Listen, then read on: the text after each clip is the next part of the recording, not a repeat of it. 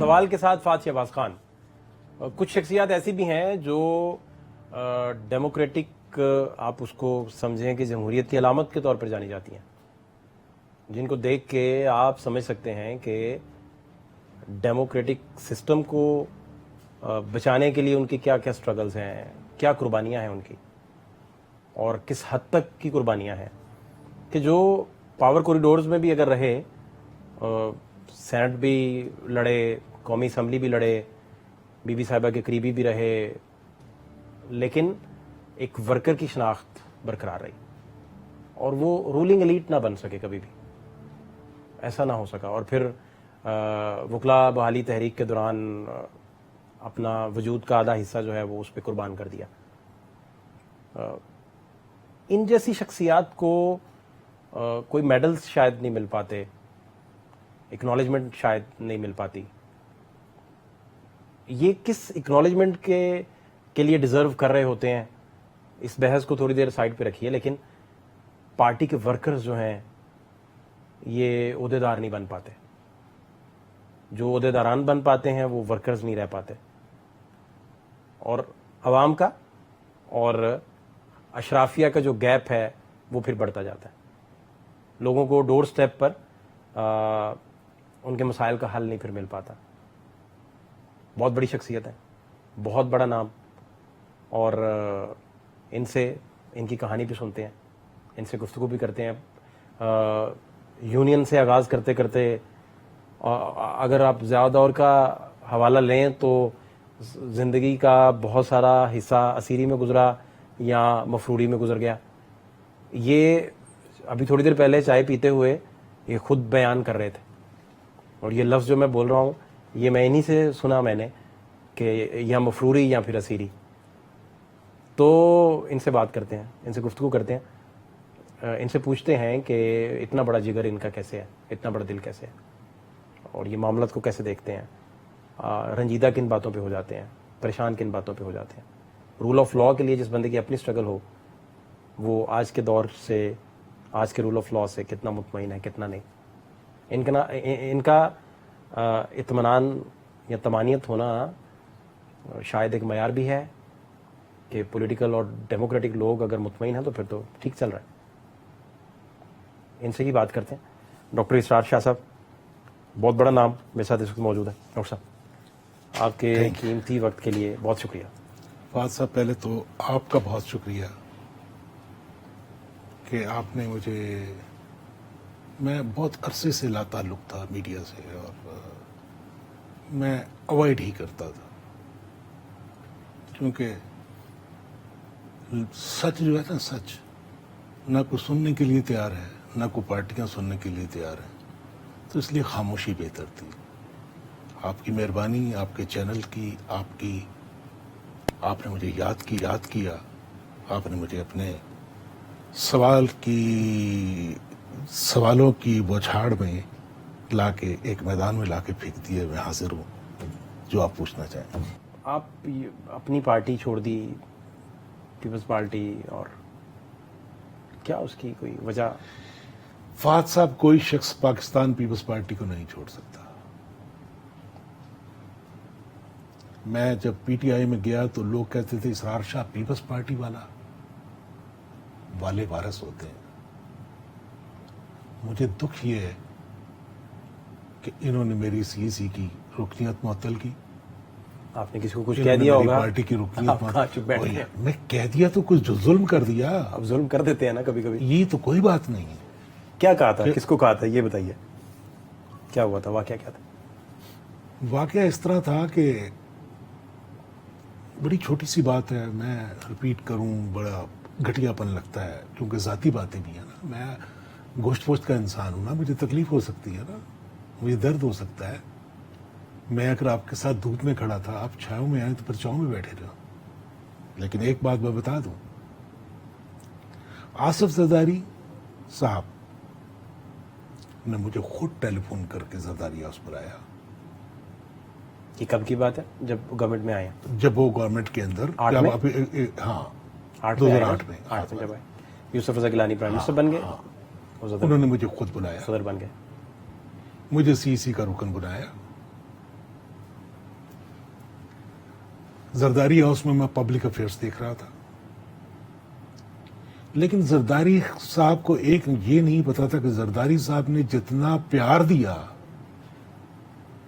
جتنی محبت دی، اتنی ہی شدت سے حاسد پیدا ہوئے آپ کے خلاف پارٹی کے اندر. ایک وہ جو بی بی کے زرداری صاحب کے گرد ایک حلقہ تھا سیکٹریوں کا، جس وقت میں آ کے وہاں پر بیٹھا ہوں اور پبلک افیئرس ڈیل کیے اور میں نے لوگوں کے کام کیے، تو پورے پاکستان کا جو پریشر تھا وہ میرے اوپر تھا، کسی کے پاس کوئی جاتا ہی نہیں تھا.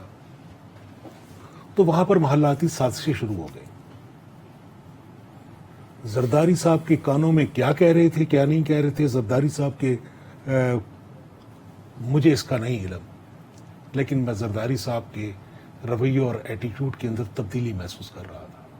آپ سے تھوڑا کھچاؤ سے ملتے تھے؟ میں کھچاؤ شروع ہو گیا ہوا، کچھ دو پریزیڈنٹ بھی بن گئے ہوئے تھے، کھچاؤ بھی ہو گیا تھا. اور میرے ساتھ جو ہے نا، آپ یہ سمجھ رہے ہیں کہ ان پہ پریشرز بہت بڑے تھے، ذمہ داری بہت بڑی تھی کیونکہ، اور پھر اس وجہ سے بھی شاید. دیکھیں ان کی ذمہ داری اپنی جگہ، بطور صدر میں کہہ رہا ہوں، ان کی ذمہ داری اپنی جگہ، لیکن میں بھی تو ایک کارکن تھا نا. اگر میرے ساتھ بے وفائی ہو رہی تھی یا میں بے وفائی محسوس کر رہا تھا تو میں تو کہیں سے تو وفا کی امید رکھ رہا تھا نا. ٹھیک. مثلا نمبر 1، میرے علاج کی فائل جائے وزیر اعظم گیلانی کے پاس، جس کو بورڈ اپروو کرے، اور گیلانی اس کو کہتے کسی این جی او سے علاج کراؤ. میں تو شکایت زرداری صاحب کو بھیج سکتا تھا نا. کی شکایت آپ نے بتایا؟ یس. کیا کہا؟ اس کا جواب ہی کوئی نہیں آیا نا، کیونکہ ایوان صدر میں تھے. وہ سیکرٹریاں جو ان کے ارد گرد تھی، ان کا رول بنتا ہے نا کہ وہ آگے کرتے، وہ جب آپ میرے ذہنی طور پہ خلاف ہوں تو آپ کی بات پھر اس کا جواب ہی کوئی اس کا نہیں آیا. اس اچھا. کے بعد سیکنڈلی میں نے یہاں پر قومی اسمبلی کا الیکشن لڑا تھا. لوکل ڈیولپمنٹ کا پریشر میرے اوپر ہوتا تھا. یہاں پر اختیارات جو ہیں یوسف رضا گیلانی نے بابر اعوان کو دے دیے تھے. میں پھر بھی خاموش رہا. سینٹ کا الیکشن آیا، 2006 کی ہارنے والی ٹکٹ مجھے دی گئی، جیتنے والی بابر اعوان کو دی گئی. بی بی کا حکم سر پہ قبول کیا. سر 2009 کے اندر جب میں آدھے وجود سے درخواست دے رہا ہوں تو ٹکٹ کسی اور کو دے دی، مجھے ٹکٹ نہیں دی. اب آپ کہیں گے ذاتی بات کر رہا ہوں، ذاتی بات کر رہا ہوں. پالیٹکس کو یتیم خانہ سمجھتا ہوں. میرا دل دکھا، میرے کڑتن آیا. اور پھر جس کا ستارہ امتیاز ملا تو بابر اعوان کو ملا. تو میں نے پھر ایک رنجش کے طور پر لیٹر لکھ دیا کہ مجھے بتاؤ کہ اس نے کون سا سومناتھ کا مندر فتح کیا ہے. یہ آپ نے زرداری صاحب کو لیٹر لکھ دیا؟ زرداری صاحب کو لیٹر لکھ دیا. پلی یہ بنائی گئی کہ لیٹر کسی نیوز اخبار کے اندر چھپا ہے. آپ نے لیک بھی کر دیا کسی ایڈیٹر کو؟ ارے بھائی جان، لیک کیوں کرتا؟ اگر میں نے کرنا ہوتا تو میں پریس کانفرنس کرتا. اچھا. جب لیٹر میں نے سی سی کے ممبران کو بھیجا ہے اور 30 لیٹر کسی نے دے دیا ہوگا، سارے بابر اعوان کے دوست نہیں تھے نا. اچھا. اگر میں دیتا تو مجھے اگر برائی کا شوق ہوتا تو میں سارے اخباروں میں چھپاتا نا. آپ کہہ رہے ہیں میں میڈیا کرتا. اخبار میں اتنی سی خبر، اور نیوز اخبار کو پڑھتا کون تھا؟ انگریزی کون پڑھتا ہے یہاں پر؟ اچھا. اس انگریزی اخبار کی بنیاد پر یہ جو میرے دشمن تھے، جو چھریاں کانٹے لے کے بیٹھے ہوئے تھے، انہوں نے جا کے پکچر پیش کی زرداری صاحب کو. زرداری صاحب نے سی سی معطل کر لی. جب انہوں نے سی سی معطل کی تو پھر میں نے کانٹر بلاسٹ کے طور پر ایک لیٹر گیلانی صاحب کے لکھا، اس میں بیسک رکنیت معطل کر دی. یہ میری وجہ بنی رنجش کی، تو آپ تلخی کی. تحریک انصاف میں بھی نہیں ٹک سکے اور وہاں بھی تحریک انصاف میں دیکھیں، تحریک انصاف میں انہوں نے مجھے ایڈیشنل سیکرٹری پاکستان بنایا. بڑا اچھا عہدہ تھا. اس میں کیا دیکھیں، میرے اندر کا بھٹو نہیں مر رہا تھا. میں خان صاحب اگر وہاں پر کوئی بات کرتے تھے تو عمران خان میں آپ کو ذوالفقار علی بھٹو نظر نہیں آ رہے تھے؟ یہی سوال ایک اینکر نے اس وقت کر دیا تھا. Same same. اسی طرح. کیا آپ عمران خان اور بھٹو میں کیا فرق محسوس کرتے اچھا نہیں, یہ اور سوال ہے. ہاں میرا کچھ اور ہاں. تو کہ بھی آپ کو بیچ میں ان میں کوئی پاپولیرٹی کو دیکھ کے یا ان دنوں ذوالفقار علی بھٹو رب اسپیشل تخلیق کرتا ہے. ہر شخص ذوالفقار علی بھٹو نہیں بنتا. اگر میں آج آدھے وجود سے ویل چیئر پر ہوں اور ہاسپٹل سے نکل کر ویل چیئر لے کر جھنڈا لے کر پارٹی کا نکلا ہوں تو رب نے مجھے تخلیق کیا ہے. اس طرح کے فیصلے نہیں ہوتے, یہ ذوالفقار علی بھٹو کے ورکر ہی کر سکتے ہیں. تو عمران خان جو ہے کہاں پتی اور کہاں پتی کا شوربہ, کیسی بات کرتے ہیں, نہ عقل کے حوالے سے نہ شعور کے حوالے سے. عمران خان کے پاس میرا جانا ایک ریئیکشن تھا. ڈاکٹر اسرار شاہ صاحب کے ساتھ گفتگو کا سلسلہ جاری ہے. شارٹ بریک ایک لیں گے, ہمارے ساتھ رہیے. آپ پاور کوریڈورز کا بھی حصہ رہے. کہاں بنیادی فالٹ ہے, کہاں تھا کہ اسے وہ عوام کا اور اشرافیہ کا گیپ بڑھتا جا رہا ہے؟ میں باقی آپ کی اسٹرگل اور ساری چیزیں میں سننا چاہتا ہوں. تاریخ کے بہت سارے اوراق آپ کے سینے میں دفن ہیں, وہ ساری چیزیں میں جاننا چاہتا ہوں. دیکھیے فات صاحب, یہ فرق ہمیشہ سے رہا ہے. اس فرق کو اگر کسی نے ختم کیا, منیمائز کیا, تو شہید ذوالفقار علی بھٹو تھے. جس وقت اس ملک میں مزدور, working class, lower middle class کے لوگ جو ہیں وہ شہید ذوالفقار علی بھٹو کی قیادت میں باہر نکلے ہیں اور انہوں نے اپنا فیصلہ دیا ہے. وہ ایک وقت تھا جس وقت کے اندر ایک غریب کا بیٹا بھی اسمبلیوں میں گیا, مزدور کا بیٹا بھی اسمبلیوں میں گیا, اس میں شیئر ملا.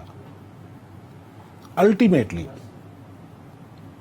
جو تھوڑا بہت نقصان آیا کہ جس وقت وہ رولنگ ایلیٹ دوبارہ پاکستان پیپلز پارٹی میں شامل ہوئی, اور اس وقت جو لوگ تھے جن کے ساتھ, جو پارٹیوں کے ساتھ لائل تھے, جو بھٹو صاحب کے ساتھ لائل تھے, ان کے درمیان ایک ڈفرینسز پیدا کیا. اور اس کے بعد جو ذوالفقار علی بھٹو صاحب کی حکومت کو جس وقت ہٹا دیا گیا, تو پھر وہی ورکنگ کلاس, وہی لوور کلاس کے لوگ پھانسیوں پر بھی چڑھے, کوڑے بھی کھا رہے تھے, مار بھی کھا رہے تھے. اور وہ لوگ جو اقتدار کی جھلک دیکھ کر آئے تھے وہ تمام کے تمام خاموش ہو گئے اور بیٹھ گئے. شاہ صاحب, ابھی فرض کیجئے کوئی ایسی ڈیوائس آ گئی ہے کہ میں اور آپ ماضی میں جا سکیں, ہم ماضی میں چلے گئے اور افتخار چوہدری صاحب کا پروفائل سارا وہ آپ کے سامنے ہے. ہم کریٹیسائز نہیں کر رہے, نہ ان کے پروفائل کو نیگیٹو پروفائل کہہ رہے ہیں نہ پازیٹیو, ہم کہہ رہے پروفائل ان کا ہے. تو آپ عدلیہ بحالی تحریک چلا رہے ہیں, ہم پیچھے چلے گئے, ماضی میں چلے گئے, 17 جولائی آ گیا, تو آپ اسی شد و مد سے نظریاتی بیسس پہ جیسے کھڑے ہو کے جس طرح آپ یہ لڑائی لڑ رہے تھے وہی کرتے, یا آپ سمجھتے ہیں کہ شاید آپ اس دفعہ ڈیسیجن چینج کر لیتے اور وکلا بحالی تحریک کا آپ حصہ نہ بنتے؟ دیکھیے, میں پاکستان پیپلز پارٹی کی ہر تحریک کا حصہ تھا. وکلا بحالی تحریک کو پیپلز پارٹی کی تحریک نہیں تھی. پیپلز پارٹی اور اس ملک کی تمام پولیٹیکل پارٹیز اس کو سپورٹ کر رہی تھی. میں نے جو کچھ کیا, میں تو وکیل نہیں تھا, میں تو ایک پروفیشنل گریجویٹ ہوں, میں تو ایک ویٹنیرین ہوں, میرا ایک اسپیسیفک فیلڈ ہے. لیکن میں بینگ اے پولیٹیکل ورکر اپنی قائد کا حکم سمجھتا تھا, اور قائد کا حکم یہ تھا کہ آپ نے تحریک کو سپورٹ کرنا ہے, اور ہم نے سپورٹ کیا. اور اس سب کی بحالی تحریک کی اگر سزا کسی نے بھگتی ہے تو وہ پاکستان پیپلز پارٹی ہے. کراچی میں کس کے لوگ شہید ہوئے تھے جس وقت جسٹس افتخار صاحب کراچی گئے تھے؟ یہاں پر جو 12 مئی جو آپ کہہ رہے ہیں, یس, کس کے لوگ؟ مئی کے بعد اگر جولائی آیا تو کون شہید ہوا؟ میں اور میرے ساتھی شہید ہوئے. اچھا میں آپ کی بات سمجھتا ہوں. 88 میں بھی آپ ایڈوائزر تھے جی اور 96 میں بھی تھے. جی. 88 کے حالات آپ بطور ایڈوائزر جو شیئر کر سکیں, جو آج تک شاید آپ نے نہ شیئر کیے ہوں, یا کوئی ایسی باتیں جو آپ نہ بتا سکے ہوں.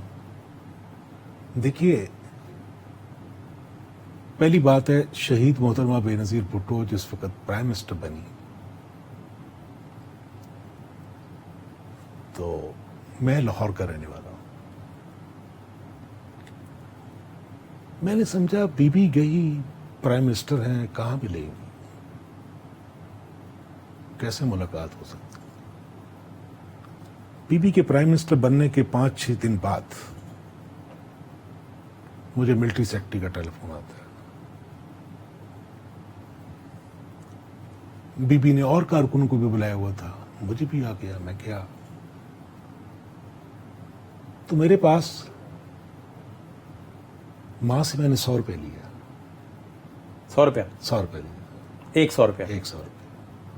88 100 روپیز. 100 روپیز. ماں سے 100 روپے لیا. مینار مل گیا آرام پاکستان سے؟ ہاں وہی اللہ ترلا ترلا نہیں کرنا پڑا, پیار سے دے دے. پیار سے پوچھا نہیں ان سے لے کے کچھ. نہیں, میں سیدھا, ان کو پتا تھا کہ بی بی صاحب بی بی صاحبہ نے بلایا گیا ہے. 60 روپے کا کرایہ تھا. کمیٹی چوک پر اترا ہوں, 12 بجے پہنچ گیا ہوں دوپہر کو. شام 4 بجے میٹنگ تھی. پھر میں بھاپڑا بازار میں ایک دوست کے پاس چلا گیا, اس کے پاس کھانا کھایا. میں نے کہا, کہتے کس طرح آئے ہو؟ میں نے کہا بی بی نے بلایا ہے. کہتے خالی ہاتھ جاؤ گے؟ میں نے کہا میرے پاس تو پیسے نہیں ہیں. اور 40 روپے بچے ہیں. 40 روپے بچیں گے تو. ہاں, پھر اس دوست کی مہربانی کہ اس نے کہا کہ واپس جانے بھائی کا کرایہ نہیں بچا, ہاں 60 واپس جانے کے بھی تو لگنے ہیں نا. وہ تو کیونکہ بھائی یہاں پر رہتے تھے تو وہ انہوں نے دے دینے تھے. ٹھیک. لیکن ماں کے پاس سے, ماں کو میں اتنی تکلیف دیتا تھا جتنی وہ برداشت کر سکیں. ٹھیک. اس دوست نے بیچارے نے پھول لے کے دیے, مٹھائی لے گئی. کتنے کا اندازن آیا ہوگا ان دنوں؟ گلدستہ اور ریڈ روز تھے, وائٹ تھے, کچھ یاد مکس کروا لیا اور 5-6 کلو مٹھائی تھی. ٹوک ریک بنوا لی. ٹوک ریک بنوا لی. تو موتی چور کے لڈو تھے یا بس جو ملا بھاپڑا بازار سے کسی اچھی لے دکان لیا. سے لے کے چلے.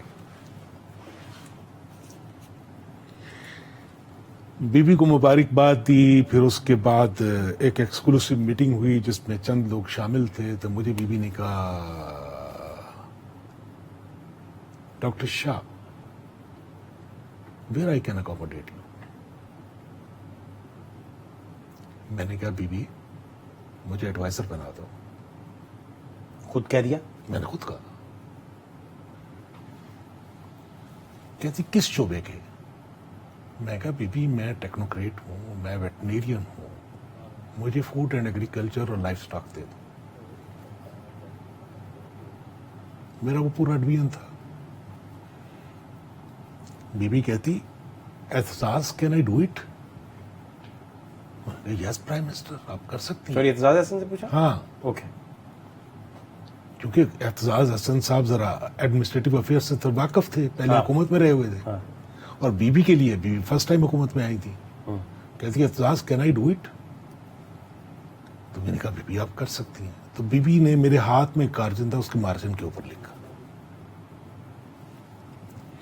وہ شخص جو 90 روپے 100 روپے لے کے وہاں سے چلا تھا, واپس جس وقت گیا ہوں تو میں ایئرپورٹ کے اوپر پورے عزت اور وقار کے ساتھ اپنے ایئرپورٹ پہ اترا اور دوستوں نے مجھے ریسیو کیا. دس از دا فرسٹ اسٹوری. شہید محترمہ بے نظیر بھٹو, اللہ ان کو. زیاد اور زیار جیم تازہ تازہ گیا تھا, بی بی نئی نئی آ کے بیٹھی تھی پرائم منسٹر کے طور پہ. تو ماحول ان دنوں کیا تھا؟ ابھی کیا چل رہا تھا ان دنوں؟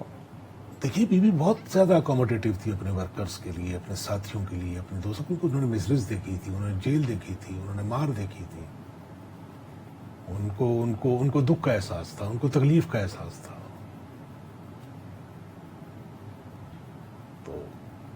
بی بی نے جس انداز سے اپنے کارکنوں کو ڈیل کیا، اس کے اندر ایک ماں بھی تھی اور اس میں اندر ایک بہن بھی تھی. ہم تو اس کو بہت مس کرتے ہیں. بہنی ادھر جس وقت 93 والی بات، 93 سے 96 کی حکومت آئی، سیکنڈ ٹینیور جو آیا. سیکنڈ ٹائم، وہ بھی ایک عجیب سٹوری ہے اور بہت ہی، کیونکہ میرا جو ہے نا اس وقت ناہید خان سے بول چال بند تھی. کیوں؟ کسی ایشو کے اوپر جھگڑا ہو گیا تھا کوئی سویر اور لڑائی؟ جھگڑا بھی مور اوور ہو گیا تھا. لوریاں ہونا تو بدتمیزی نکل جاتی ہے. تو آپ نے زیادتی کی ہوگی؟ ایسے نہیں، بھی میں نے بھی زیادتی نہیں، زیادتی ادھر سے ہوئی تھی تو زیادتی میں نے پھر آپ نے ڈبل کر کے لوٹا دی؟ لوٹا دی. اچھا. اس کے بعد میں نے محسوس کیا کہ نہیں یار یہ اس طرح گزارا نہیں ہوگا، تو میں نے ایک پورا میڈیا بلایا، پریس کانفرنس کی اور پریس کانفرنس میں مطالبہ کیا کہ میر مرتضی بھٹو کو اس ملک میں آنے کی اجازت دی جائے. میر مرتضی بھٹو شام میں تھے اور میں یہ بلیو کرتا تھا کہ شہید بی بی کے ساتھ اگر ان کا بھائی ہوگا تو یہ پارٹی اگر یہ جل ہو گئی اور ساتھ چلے تو ایک پارٹی کا جو وہ گیپ ہے جس طریقے سے دوسرے لوگ ایکسپلائٹ کرتے ہیں ارد گرد کے رہنے والے، وہ ختم ہو جائے گا. اس کے بعد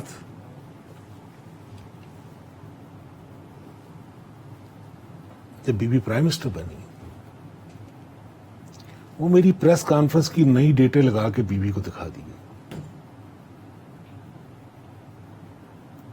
بی بی ناراض ہو گئی. کہ آپ نے کیوں کہا ہے کہ وہ؟ بی بی ناراض ہو گئی میرے اخبارات میں بیانات دینے پر. اس کی کیا وجہ؟ مجھے نہیں پتا کہ ان کو بی بی کو کس پہرائے کے اندر بریف کیا گیا ہوگا. اچھا، کو حوالے سے ہٹ کے اگر فرض کریں، آپ کہہ رہے ہیں کہ کوئی ایسا بریف کیا جس سے، اب مجھے نہیں پتا کس انداز میں بریف کیا گیا. ٹھیک. تو بی بی کو اب ملنا مشکل تھا. بی بی پرائم منسٹر ہو گئی ہوئی تھی، تو بشیر مرزا کی میریٹ کے اندر پینٹنگ نمائش تھی، تو میں نے بی بی کو جو ہے ساتھ ساتھ نمائش کی. ہو گیا. میں نے کہا بی بی میرے لیے کیا حکم ہے؟ بی بی کہنے لگی بڑی خبریں دیتے ہو میر کے لیے. اچھا. ہاں، ان کا کچھ سٹائل ایسا نہیں تھا لیکن وہ تھی. تو میں نے کہا بی بی میں آپ کے ساتھ ہوں. اگر میں میر کے ساتھ کھڑا ہوتا تو میرے خون میں نہیں تھا کہ میں آپ کے اس فنکشن میں بھی آتا. شارٹ بریک ایک لیں گے، ہمارے ساتھ رہیے. آپ کی اسٹرگل ہے زیادہ دور میں، وہ تو under the supervision of Mir Mirza Bhutto ہی تھی نا؟ نو. اچھا، آپ نہیں تھے؟ No, I was totally under the control of the محترمہ بیگم نصرت بھٹو. اچھا، ٹھیک. اینڈ آفٹر دیٹ محترمہ بے نظیر بھٹو. ان سے کوئی رابطہ نہیں ہے؟ اور ان سے میرا رابطہ اس وقت بالکل نہیں تھا، کیونکہ میں اس وقت وہ پالیٹکس وہ نہیں کرتا تھا. میں ایک ڈیموکریٹک آدمی تھا، ڈیموکریٹک اسٹرگل تھا، ایم آر ڈی کا عہدیدار تھا، ایم آر ڈی اسٹرگل کے اوپر بلیو کرتا تھا.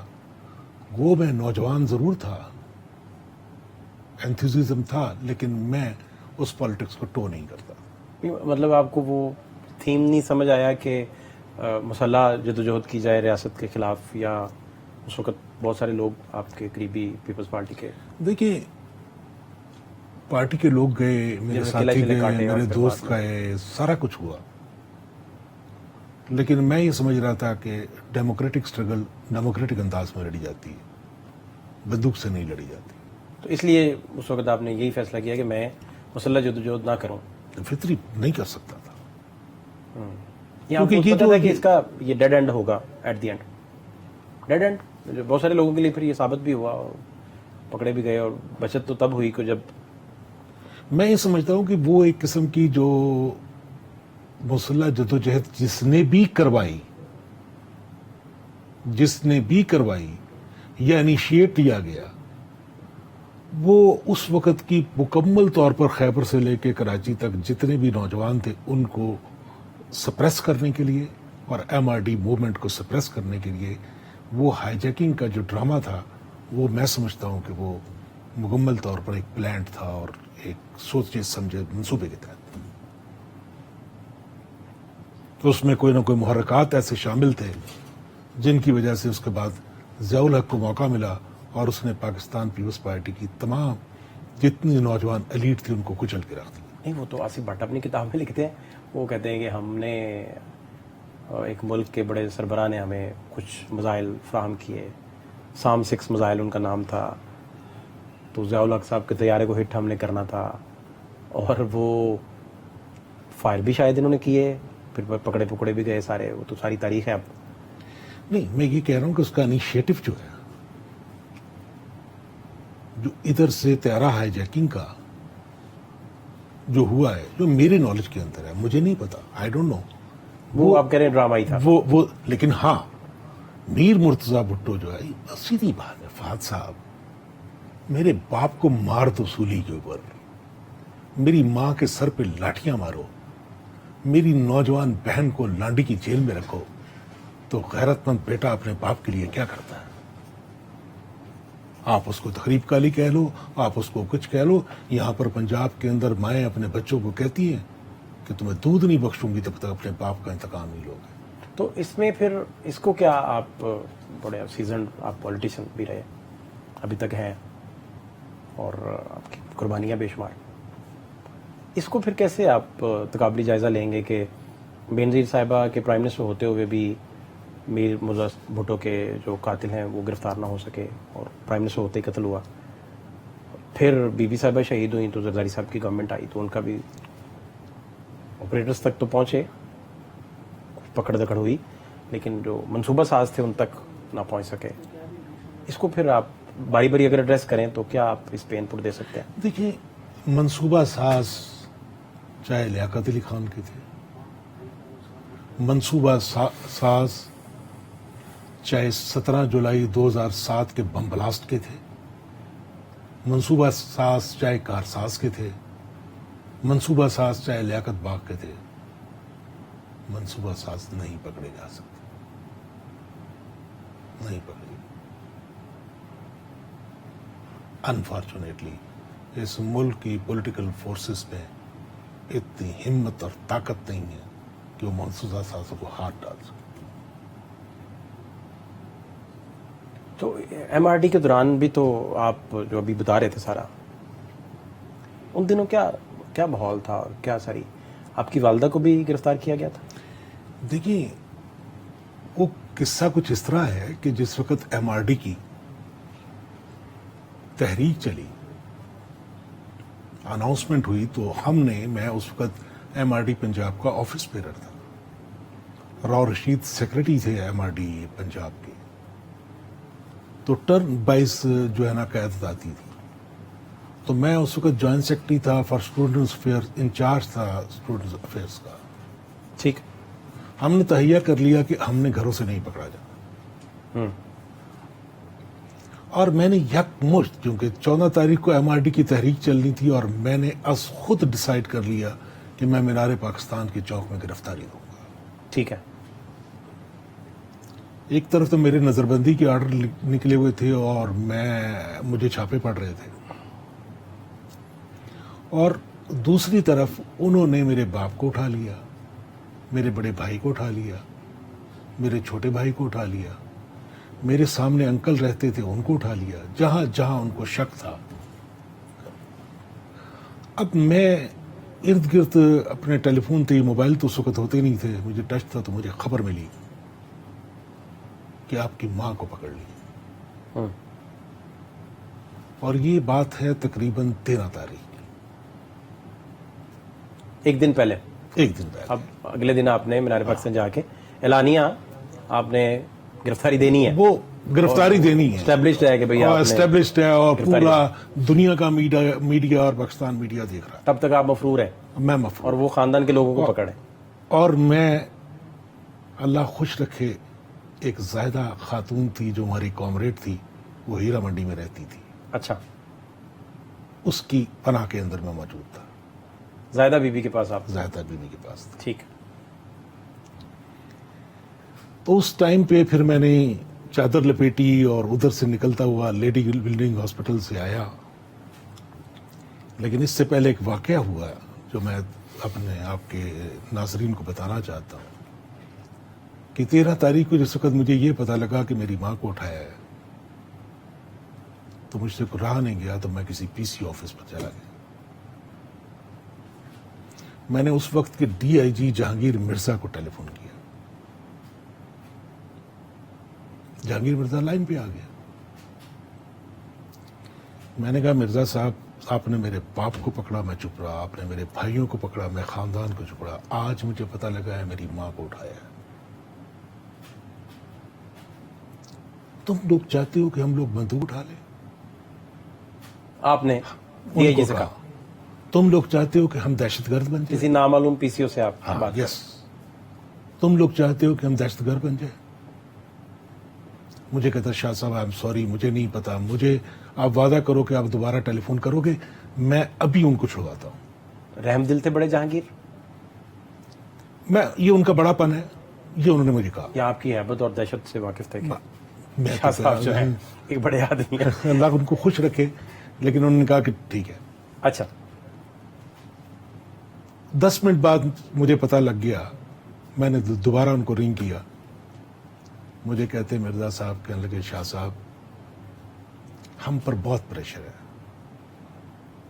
آپ نے گرفتاری دینی ہے, آپ کی گرفتاری ہم بڑی شان سے کروا دیتے ہیں, پورا میڈیا آئے گا, پورا پولیس آئے گی, آپ کو اریسٹ کر لے گی, تو آپ اس طریقے سے. تو میں نے کہا مرزا صاحب ایک دن رہ گیا نا, آپ نے میرا پورا خاندان اٹھایا, ایک دن اور رکھ لو. میں نے اناؤنس کیا میں نے منار پاکستان چوک پہ آنا ہے, تو میں نے چوک پہ آ کر گرفتاری دینی. تو کہنے لگا شاہ صاحب کچھ مہربانی کر لو. میں نے کہا ایک شرط پہ, اگر مجھے یہ یقین دلا دو کہ میری گرفتاری کے بعد آپ ڈی آئی جی سے آئی ہی ہو جاؤ گے تو آئی کین ڈو. تو مجھے کہتا بڑے دلچسپ آدمی ہو, میں آپ کی گرفتاری عزت سے کروں گا. یہ ایک مفرور اور ایک ڈی آئی جی کے درمیان مکالمہ ہے. ہاں آپ مفرور ہیں ہاں اور وہ ڈی آئی جی ہے, ڈی آئی جی. اور آپ کہہ رہے ہیں کہ اگر آپ کو پھول لگا دیتے ایک اور ہاں آئی جی بنا دیتے تو مجھے کیا, ہاں میں اس طرح کر لیتا ہوں جس طرح تم پلان کرتے ہو. میں پھر جس وقت پہنچا ہوں وہاں پر تو کوئی بہت کم لوگ تھے. میں نے ایک دوست کا وہ جھنڈا سا پکڑا ہوا تھا, میں نے جھنڈا پکڑا تو نعرہ مارا چاہیے بھٹو کا. تو مجھے نہیں پتا کہاں کہاں سے بلوں سے لوگ آئے ہیں. وہ تقریباً کوئی 8-10 ہزار کا کراؤڈ ہو گیا لیڈی بلڈنگ سے لے کے مینار پاکستان کے چوک تک جانے. اور یہ بہت لمبا فاصلہ ہے, اور یہ بہت لمبا فاصلہ ہے. اچھا میں پیدل چلا, کراؤڈ ہی کراؤڈ ادھر کراؤڈ ہو گیا. آخری بات میں آپ سے پوچھنا چاہ رہا ہوں کہ 10 میں سے آپ نواز شریف صاحب کو کتنے نمبر دیتے ہیں, زرداری صاحب کو 10 میں سے کتنے نمبر دیتے ہیں, اور سابق چیئرمین پی ٹی آئی کو 10 میں سے کتنے نمبر ہیں؟ یہ آپ اپنے حساب سے جو آپ کی گریڈنگ ہے ہم اسے لکھ لیتے ہیں, آپ بتا دیں. آج کی اگر پولیٹیکل جو سینیریو ہے اگر اس کا انالیسس کیا جائے وزڈم کے حوالے سے, انداز حکمرانی کے حوالے سے, شارپنس کے حوالے سے, اور لوگوں کو ساتھ لے کے چلنے کے حوالے سے, اگر کوئی ان تینوں میں سے شخصیت ہے تو وہ صرف اور صرف آصف علی زرداری ہے. بہت شکریہ آپ کے قیمتی وقت کے لیے.